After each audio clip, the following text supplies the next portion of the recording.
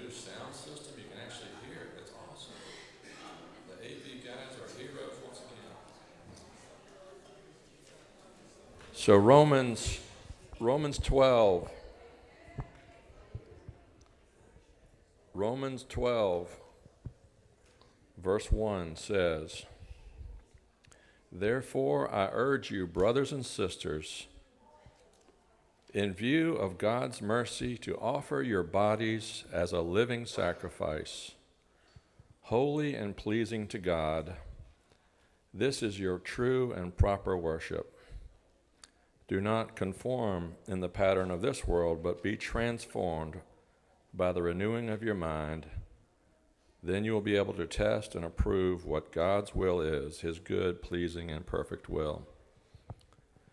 So this idea of offering our bodies as living sacrifices. We have with us today Ken Bolden. Can I tell them how old you are?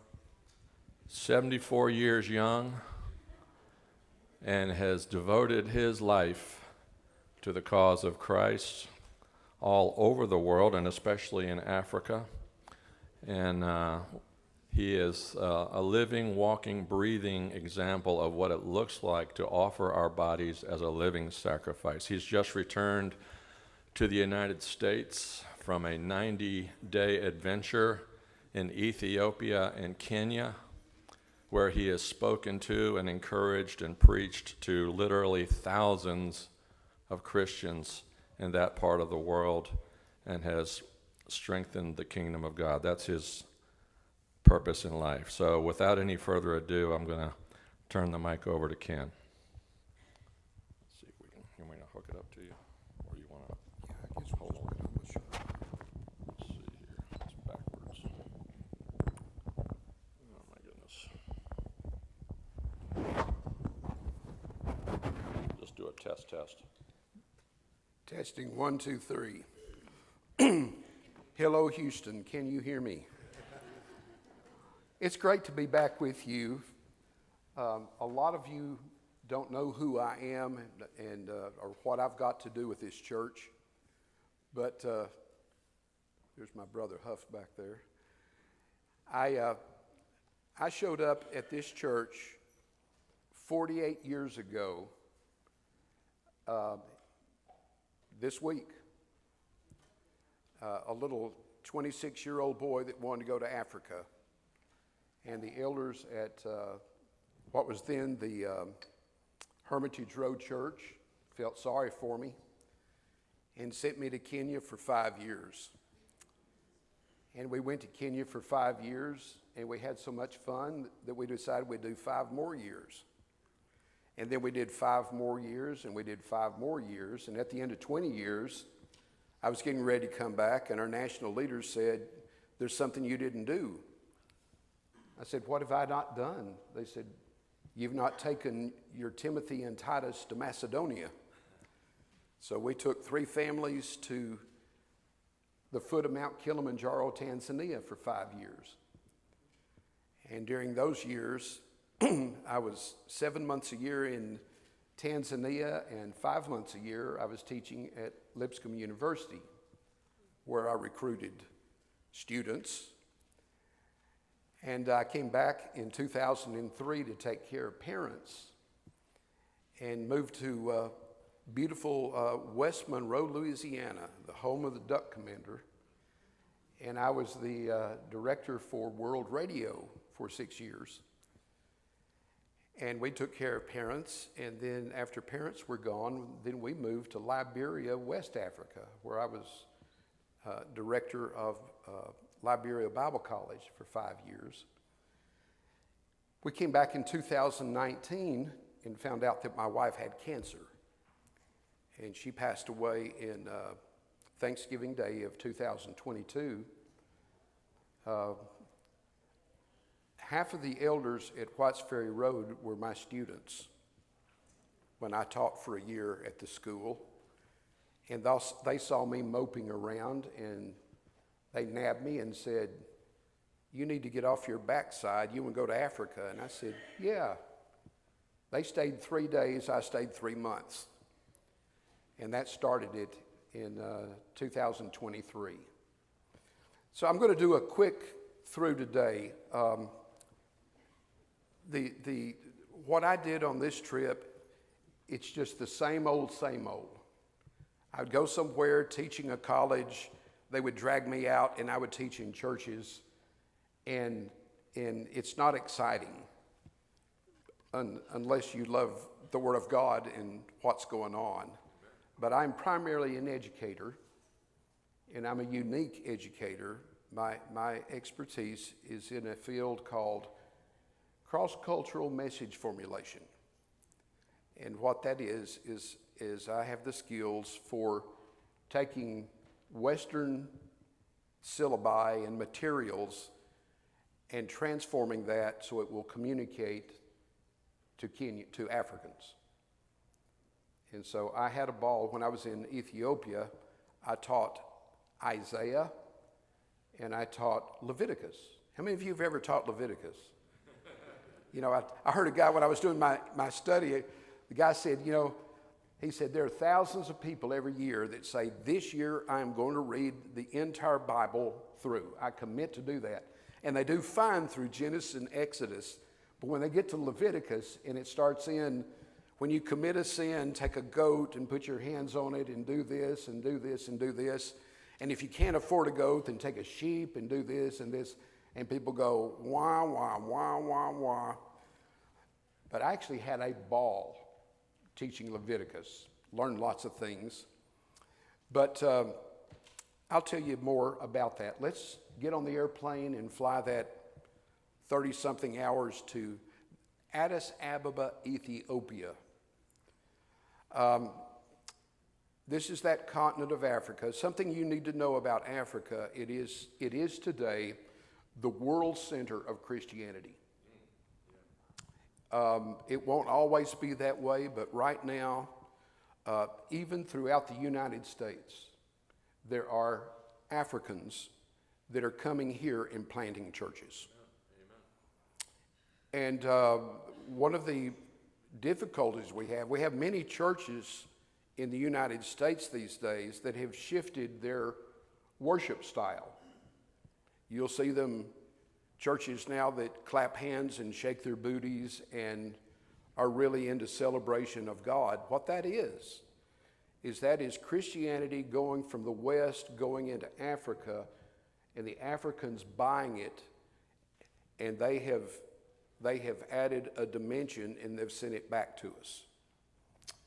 And that's difficult for us to understand, but we now have churches of Christ in all 54 nations on the continent. And the continent is still receptive.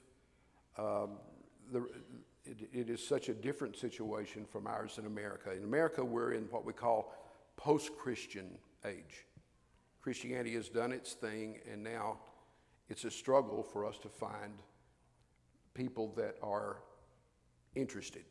But in Africa, you can still go almost anywhere in Africa, and if you go out there and preach, there'll be somebody that'll come follow and you can teach. For your information, when we arrived in Kenya in 1978, there were 50 congregations in Kenya. Today, there's 1,200.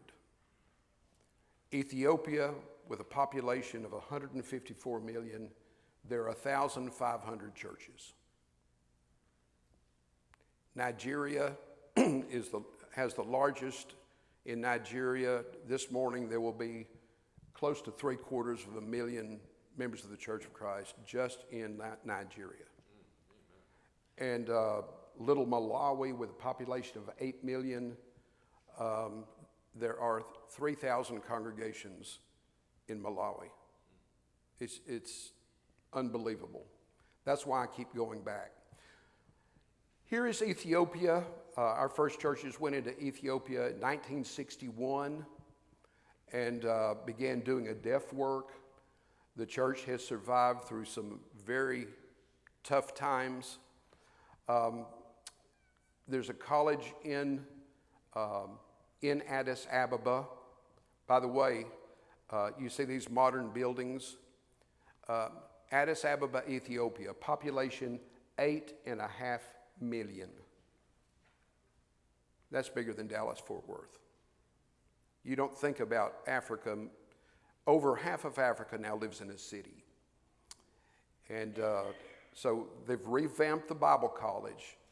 We have 25 students who've been handpicked around the country. And our job is to teach them. Most of them have bachelor's degrees. And we are training them. And they graduate in October. And they'll handpick 8 who will be trained to do urban evangelism. We don't have churches in the capital city. And it's been a blessing to be a part of that. And so I put this up for Billy, and I don't even see Billy in here. Is Billy in here? Yeah, there's a guy back there behind me I think you might recognize. That's Hobtu. And I was having dinner with Billy the last time, and Hobtu called him. Hobtu works for the U.S. Patent Office, but he oversees all of the work in Ethiopia. And you'll see me here on the left teaching. One of the difficulties I have, these students can take examinations in English, they cannot speak English. And so it's a challenge. Everything I do has to be translated. And that makes it, this is one of the most difficult places to teach. But I thoroughly enjoyed it. Hobtu, by the way, was a former student. He was a political refugee in Kenya, and I taught him at Nairobi Great Commission School. This is Alamayu. He's the number 2 man. He oversees the churches and the mission. And he translated for me half a day, but that's a former student.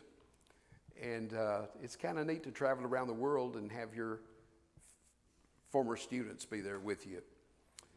After I was there for a month, and by the way, during the month, I taught 8 to 8.5 hours a day. And then on Saturdays, I taught English as a second language, trying to teach these guys how to speak English.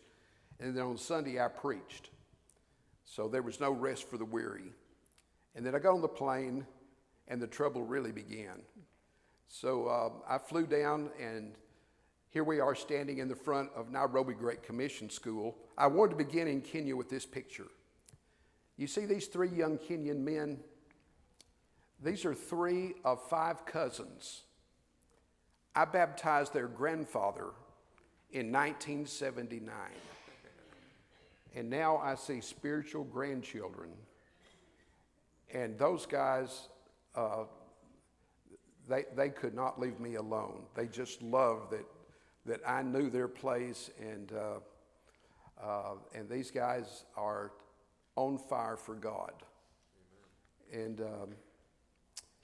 so I taught for a week in the Bible school, and then did a leadership seminar. What I'm doing now, I do a seminar called the Jesus Code. And this may sound strange to you, but I do a thing where I show that Matthew, when he's writing the book of Matthew, he's making a comparison between 2 biblical characters, David, the king, and the kingdom. And so you'll see comparisons with David, and then he uses Moses.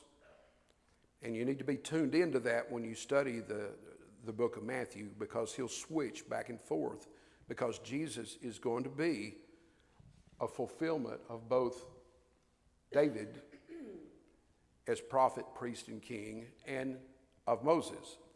So what you have in chapter 4, he goes out in the desert. That's a Moses thing. And then he comes out of the desert after being tempted, and he chooses disciples. And then he goes up on a mountain, calls disciples, and teaches them 10 things. That is not by accident. This is a comparison of Sinai and 10 commandments. So we have what we call the 10 commandments of Jesus, or the Jesus Code. And what it is the first thing that Jesus taught his disciples was ethics. Even before he taught redemption, atonement, reconciliation, ransom, before all that, the first thing he taught his disciples It's what the kingdom is going to look like, and it has to do with behavior. We've done a great job in Kenya in terms of planting churches, training leaders. We did a rotten job in terms of teaching people how to behave. We have all kinds of problems. And I'll just give you a taste of it. You may want me to come back and do this later, but blessed are the poor in spirit. What is that? He says, guys, the first rule of discipleship is you must be humble. Number 2, blessed are those who mourn. Yes, you mourn about your sin and about your condition, but that's a prerequisite for learning to be more concerned about others than you are yourself. That's an interesting thing for a selfish society, isn't it? Or number 3, blessed are the meek. That means you will keep your emotions and power under control. There will be no fit pitching. There will be no tantrums. These are prerequisites to what it means to be a disciple of Jesus. I taught this no less than 25 times in different settings all over Kenya, and had a great. This was after I taught at the school. Let me go back here. After I taught at the school, I did a leadership seminar. There are people here from 12 churches in Nairobi that I taught. And we spent 2 hours answering questions and people putting it together. It was an exciting experience. This is George Ochangwa. I'm excited. George is the new president of Nairobi Great Commission School, our Bible college that I helped found. He's a Kisii. That didn't mean anything to you, but Kisii were one of the most neglected tribal groups. I lived among the Kisii, but worked with Luos. But he and I, he is my brother from a different mother. I was teaching his training and skills are in character development and counseling. And he sat in on my course, and the second day, about 3 o'clock in the afternoon, I said, George, you got anything you want to say? And he says, yeah, and he jumped up and he said, you see this model? Man, this works like this. And so we are co-doing this syllabus that is now going to be a foundational course at Great Commission School in the extension program, and I've got 50 people that want the material. So pray that I'll settle down and get over my ADHD and sit down and put it together. This is, George drove me out across the Rift Valley. You know, the Rift Valley is the world's largest valley. Starts at the Dead Sea, goes all the way down to Madagascar. And we drove out to Lake Victoria, and I started teaching. I was at a ladies' conference, and I always teach and answer questions. They wanted me to do a ladies' conference. I said, isn't this unusual for a guy to speak at a ladies' conference? They said, yeah, but we want to hear this material. And I said, well, you got a dress? You know. But this was a leadership conference I did up in Eldoret, Kenya. I taught in our Pioneer Bible College. The guy asked me to teach Old Testament survey. I just happened to have it in my back pocket, so I did Old Testament survey. And students were they took their finals, and I thought they were leaving on Friday. I came in Saturday morning, and students were still there. I said, what are you doing here? They said, sit down. I sat and answered questions. I had a little whiteboard behind me, and I sat there, and I would write these passages and whatever till 5 o'clock in the afternoon, from 9 in the morning. I'd never had that experience. These people are starving for continuing education. And here's our little graduates from the Pioneer class. The all-day Q&A. And God has just blessed me. My memory is still somewhat good. I can't remember where I put my glasses or my keys, but I can still remember passages, remember teaching, and know how to do that. This is a new Kenya. When I lived there, we didn't have restaurants like this. I started to put a picture in here of meeting with a group of guys at a Kentucky Fried Chicken. But it's a new world. All of these men around this table are former students. that are out doing full-time ministry. And they found out I was in town. They said, come. They fed me. And they said, we got a ton of questions. And so I sat there till about 9 o'clock at night. They want me to come back in August. I don't know that I can do that, but it's nice to be wanted. After all this gallivanting, I spoke probably 25 of these seminars I did. I did men's retreats, I did women's retreats, I did churches, and everywhere I went, taught the same thing. People had questions, lights coming on, people are getting it, and hopefully we can develop a change. Just before I left, my friend George, the brother from a different mother, said, let's get on the plane and fly down to the coast. We're landing in the far background is the Indian Ocean. We flew down to Malindi, Kenya, to meet with a former co-worker named Jim Reppert. That's Jim in the blue shirt back there. Jim's wife passed away about 4 years ago, and he's married a Kenyan lady. He'll spend the rest of his life here. He's bought a little farm. He is the director of Charis Foundation. The Charis Foundation is financed by the Halfproof family, billionaire family, who are members of the Church of Christ that want to change Africa. And this was their test. Over the last 16 years, Jim's work now covers every week. There are people meeting in small groups in different stages of preparation.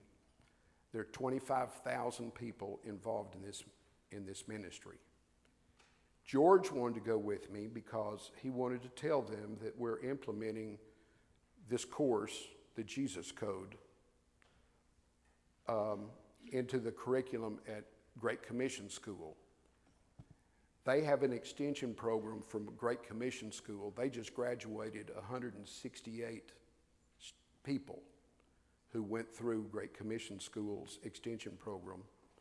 And in September, they have 278 signed up. And Jim wanted to know about the course, and I sat with him. And to make a long story short, not every side of world missions is bright and shiny. We went there to plant one church, and we now have 16 divisions.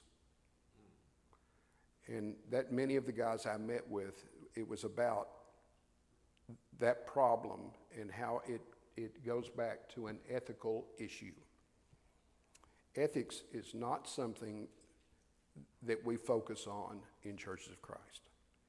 And everywhere I go, I confess, I begin my presentation by saying, we did a good job of coming and preaching the gospel, making disciples, planting churches, teaching you how to worship, teaching you how to use the word. We did a good job with that. We did a poor job of teaching you how to behave. And I think that is true not only in Africa. I think is a reflection that when you had 140 missionaries working in Kenya, and all of us have these problems showing up in these churches and in these areas where we work, I think we were not prepared to teach ethics, how to behave. What Jesus tells us in the Beatitudes is after he goes down those 10 commandments, he says, I'm going to explain to you why this is. You're going to change the world. You are the salt of the earth. And if the salt loses its savor, its ability to do what salt does, it needs to be cast out. You cannot be a child of God and not behave yourself. And I've done this in several American churches, and I'll ask the question, and I want you to think about this. Do you believe that there is a standard code of conduct, of behavior for all Christians? And I will ask that question, and most people look at me like a doe caught in the headlights. They do not want to respond. They're going to and I have others that say, no, There is no absolute standard code of conduct. And I don't know what your experiences are. I've seen elders get angry, not in this church. I've seen elders in churches get angry, ball up their fist and jump up and down and shout because they were so angry. I've seen brethren that turned on other brethren because they thought they were right, and their being right gave them the right to be mean. Our young people, I believe, are leaving our churches not because of our theology. I think they're leaving because of conduct. And so as he said, I'm not 74 yet. I'll be 74 in December or in September. But I think I got the right to say this. That in Jewish communities, from the time a child is young, they teach them the Ten Commandments. I think there's a new set of Ten Commandments that we need to teach. And teach our children that there is an ethical code. And that ethical code is about how we behave as the salt of the earth. He says we're going to change the world by the behavior of the people. Number one, you're going to be the salt of the earth. This is what the kingdom is about. You're going to change the world. Number two, you don't build a city. A city on a hill cannot be hidden. You don't hide it. You put on Jesus like a coat, Galatians chapter 3. You wear him all the time. And that code of conduct, we live it at all times, under all situations. And he says, number 3, he said, I'm going to light your lamp. I'm going to put my spirit in you. I'm going to change you. You're going to be born again. You don't light a lamp and hide it. You put it up on a lampstand, let it shine so that all can see it. So let your good works be seen so that people will glorify God. Now those good works do include feeding the poor and helping people that need help. But mostly he's saying it's going to be by your behavior that you're going to change the world. And there is never an excuse to be mean. There's never an excuse to get mad and scream and shout. There's never an excuse to betray. That Jesus didn't come just to forgive us of our sins. He came to change our lives and to use us to change the world.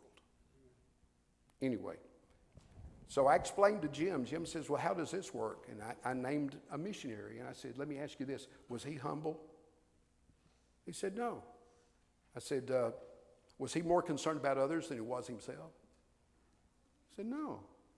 I said, did he keep his emotions under control? Was he someone that you could tell pursued God? Was he someone that was merciful? And he laughed. He said, no. I said, was he pure in heart? Or was he a schemer? Was he a peacemaker? Or was he a troublemaker? He looked at me and he said, you may be onto something. I said, you think? So I just want to challenge you to think about this. Jesus says in that same passage, he says, don't think that I came to destroy the law and the prophets. I came to fulfill them. Part of his mission, Jesus had a 7-fold mission, and part of his mission was to come. They had explained to the people of Israel a code of conduct in the Ten Commandments. He gave them the word, and they didn't do it. So the Son of God came down here to show us what it looks like. And that's the reason we're told to keep our eyes on Jesus. So 3 men on the right side of that table are the 3 men that are responsible for the Bible studies and the teachings of these small groups that comprise of 25,000 people. And Jim said, Bolden's going to go home. He's going to send us the syllabus. You guys are going to get this into our program. Now, I'm not saying this to glorify myself. I would have never started doing that if that were not for this church. This is 48 years that I've been working for this church, working with it. And everywhere I've gone, I preach the gospel of Hermitage Road Church of Christ and now Three Child. And you're still blessing. You guys helped pay for my trip this year. In December, when you contributed for missions, you helped finance for this work for me to do. And I just want to thank you for it. I want to close out with this. By the way, while I was in Nashville, I went by to see Jim and Sandy Wade. Sandy's in bad shape. She has the inner lining of her colon is destroyed. And they're trying to figure out how to save her. But I went by and spent an afternoon with them. And on the right are Easy and Beth East. Now, some of you don't know them. He's a retired nuclear engineer. He was my first missions coordinator at Hermitage Road. He took care of me for 10 years and kept me out of jail. And I stay with him when I go up there. And so they wanted me to tell everybody who knows them they love you, and as did Jim and Sandy. All right, this is my wife, Ann Bolden. We were only married for 51, almost 52 years. She was almost never sick, and then she came down with stage 3 colon cancer because she was so stubborn she wouldn't do a colonoscopy. But a beautiful lady that followed me all over the world. Thanks to technology, she was on the phone in her last days. Last year, she was on the phone with people in Kenya. And when she was dying, Charles Ngoje, one of our church leaders, said, "Mama, we don't want you to go, but if you do, we want Daddy to bring you home." Now, I've been negotiating about how to get her back over there. Right now, she's sitting in my closet in a box that's about this big. And I have the chief doctor for the U.S. Embassy in Nairobi, Rick Morris, and his wife are members of the church. And she said, "I'm coming by your house in June. Give me her ashes and I'll stick them in my diplomatic suitcase and we won't have to mess with any red tape." So I'm trying to figure out a place to bury her. And they said, "Here's what we'll do. We want you to build this. This is going to be called Ann's house. We're going to do it in 2 stages. The downstairs is a clinic. The Weenyo Church has 268 orphans farmed out to families.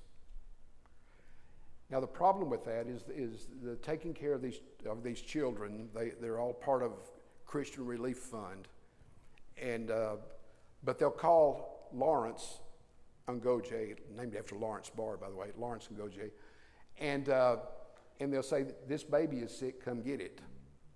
2 o'clock in the morning, and he has to go out in the middle of the night to try and get these babies some medical care. And they said, "We need a clinic." And I said, "How are you going to run that thing?" He said, "Well, there's no clinic within a 10-mile radius of us. And so we can open this up make it kind of like a patient care thing. And then we can pay for it with the orphans, but also open up for the community." And then upstairs, which is phase 2, there will be 4 bedrooms up there. And those 4 bedrooms are for impregnated teenagers who have been thrown out of their house. their parents have said, no more education, you've betrayed the family, you probably committed incest, you're out. And so every week there is either a girl dying in that area with a botched abortion or a suicide. And our team said, we need a halfway house.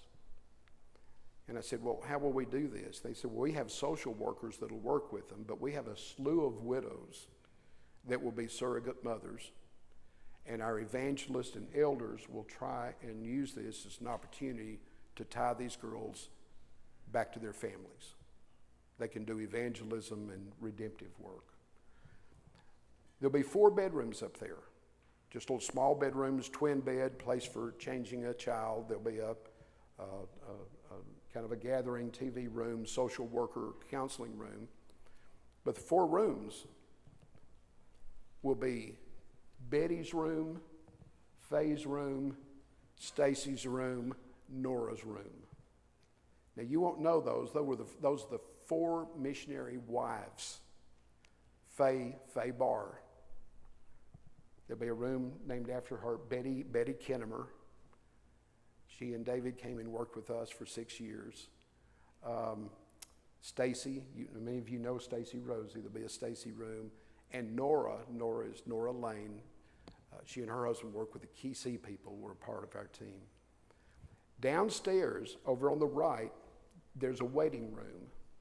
And they've asked us, that waiting room will have toy boxes for kids to play while they're waiting to see the medical officer and whatever. But that room is going to be a mission room, and there will be pictures of the Barrs, the Boldens, the Rosies, the Lanes, the Kinnemers. They said, we don't have anything out here that is a historical reminder of what you guys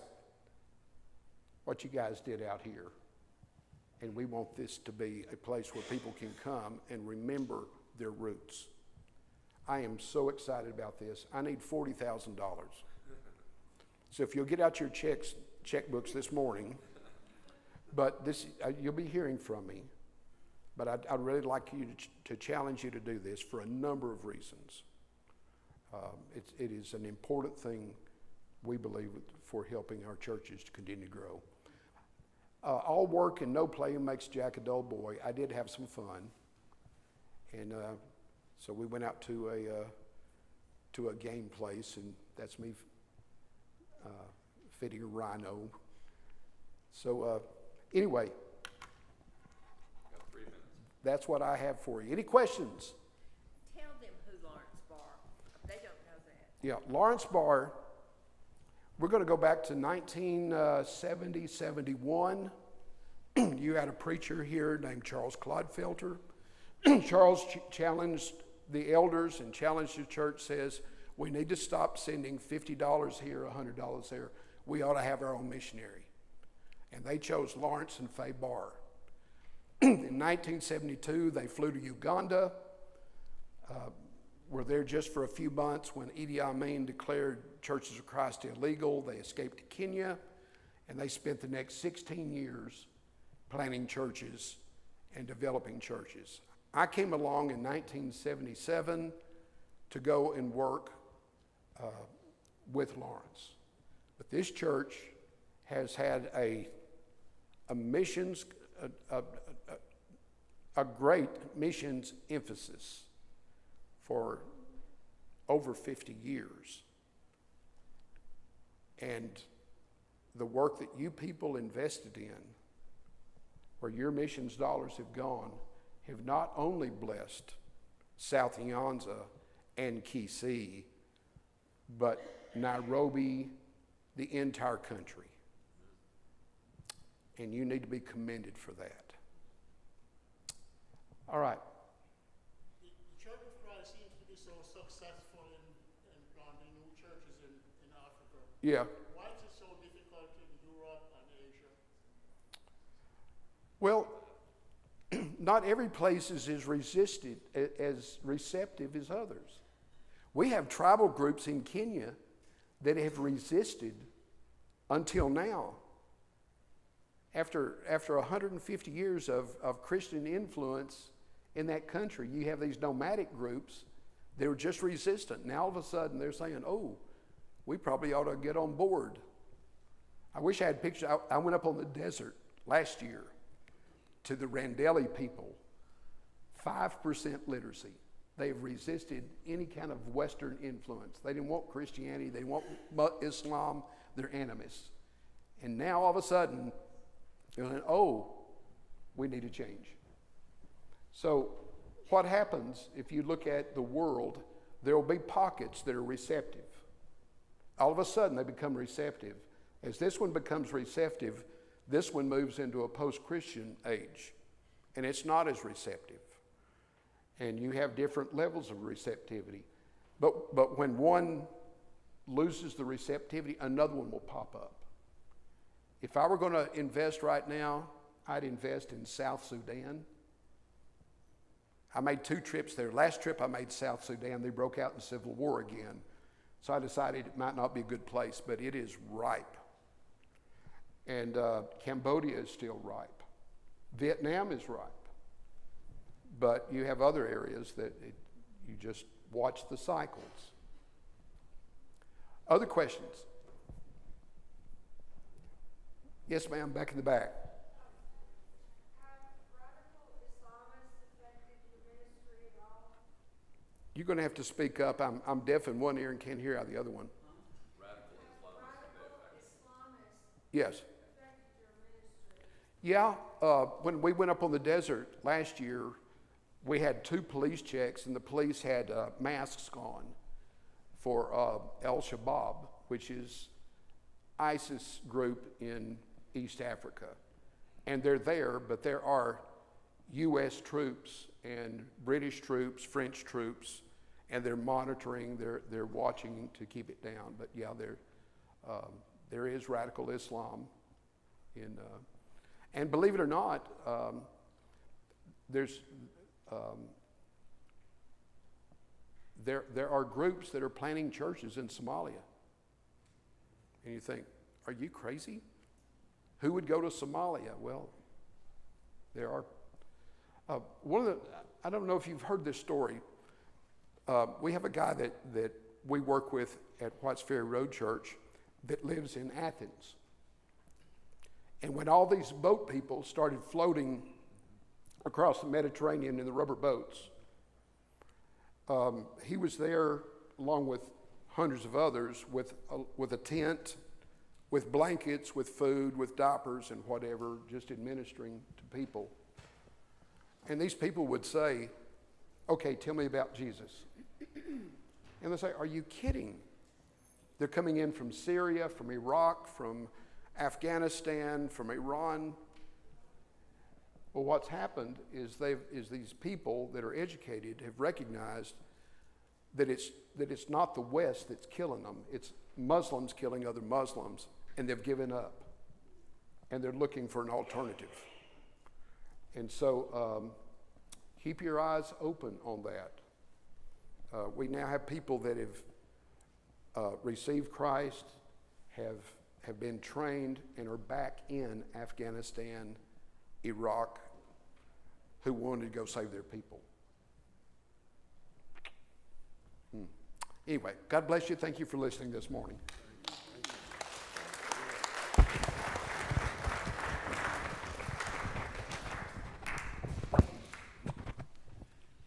Thank you, Ken, for coming and telling the story. Praise God.